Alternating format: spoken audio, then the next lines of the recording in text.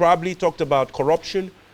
At this stage, as Nigeria celebrates 63 years, should we be grappling with the issue of certificates and academic records? That brings me to my second question.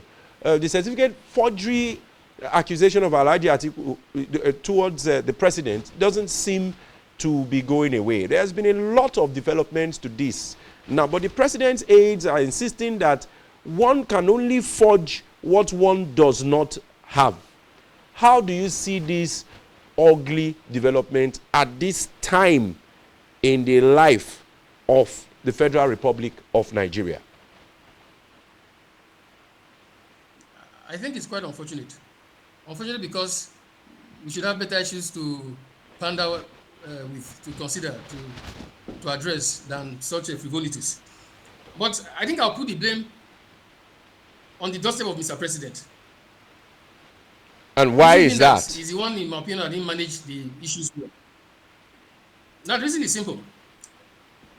The folks who are pursuing that certificate stuff are given momentum, or they are motivated by the issues of the past over the inconsistencies in the president's academic records.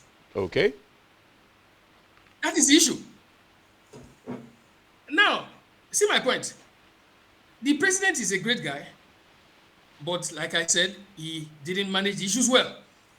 It should not be fair to reach a conclusion without making the course to where it started from. In 1999, it was the late Chief Gani Fahimi that took the president to court. Now, when Gani took then the he was to court, governor. Gani never contested the fact that Bola Tinubu is a graduate. That was never his contest. His contest was an issue, was forgery. That was what he alleged.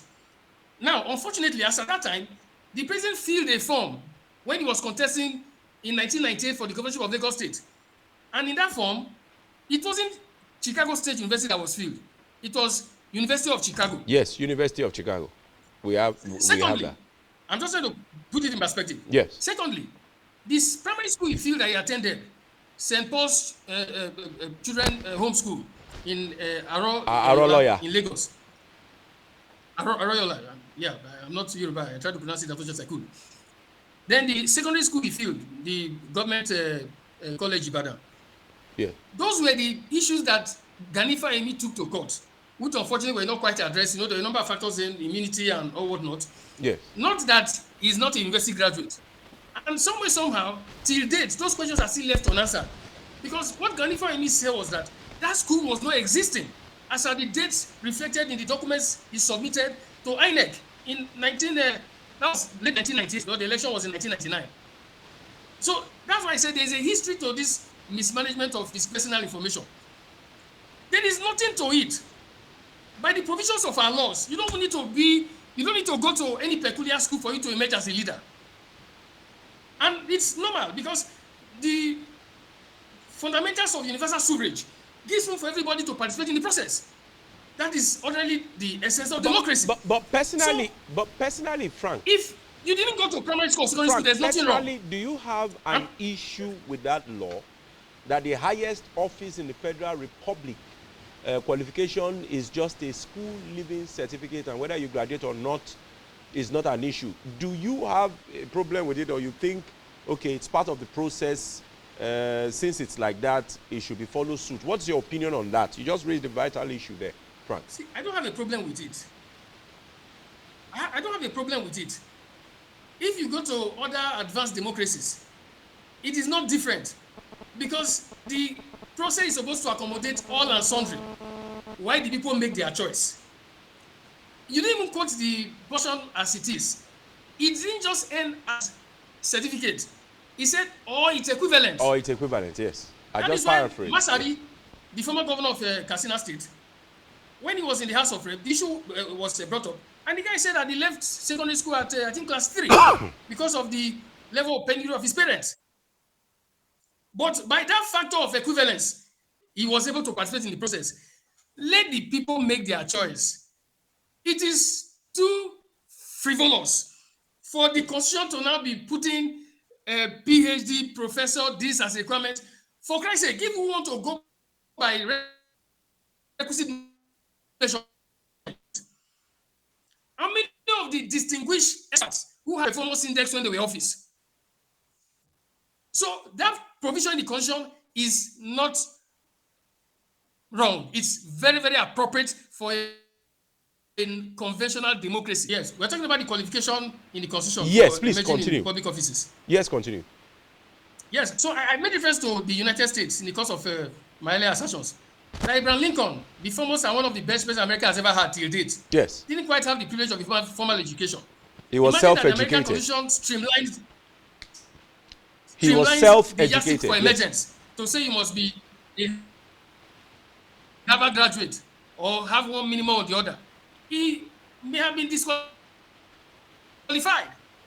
So the concept of democracy for all and sundry, especially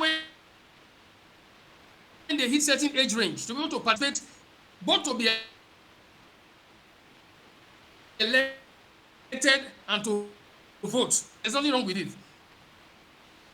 Let the people make a choice of who would lead them.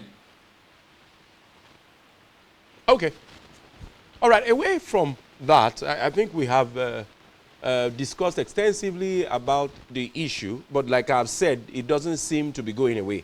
But one of the major issues on the front burner too, as we celebrate Nigeria at 63, is organized labor friction with the federal government. And it appears that they have sought common grounds now by the simple action of organized labor suspending the strike for the next 30 days to see whether government will meet its demands. And what are these demands? They are not unconnected with the fuel subsidy removal and a move for a certain document that reads all the palliatives to cushion the effect. And labor is saying, okay, these things look like you are joking with the average Nigerian worker. Recall that the organized labor NLC TUC are the largest civil society in Nigeria.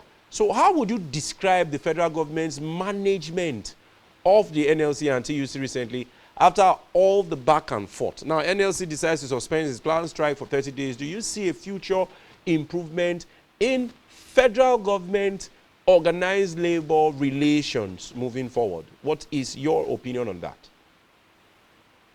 Okay, sorry, before I throw light on that, let me just use a few seconds to hit the nail on the head. Yeah, feel free. Feel free.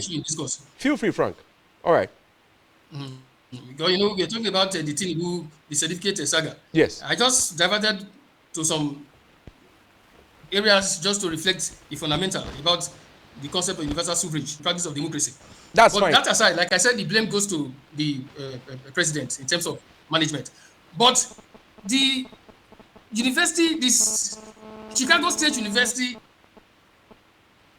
has put paid to the issue of his being a graduate of that institution. So that's not anymore a subject of contention.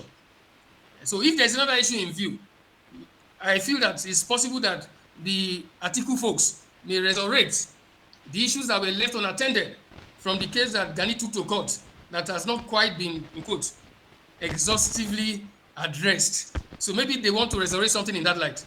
I don't know. But apart from that, his qualification to be president is not in contest. But for the mismanagement, like